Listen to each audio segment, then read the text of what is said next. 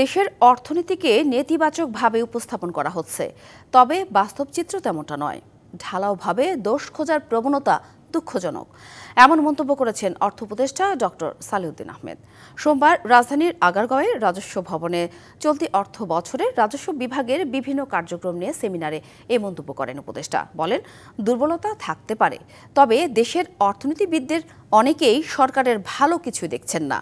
পরিকল্পিত নেতিবাচক সংবাদ না করে সরকারের ভালো দিকগুলো তুলে ধরতে সাংবাদিকদের প্রতি আহ্বান জানান অর্থ উপদেষ্টা।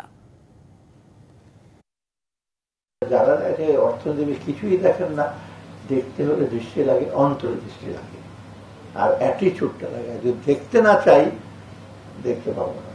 ভালো দেখতে করে এনকারেজ করে একটু ভালো লাগে আর কি।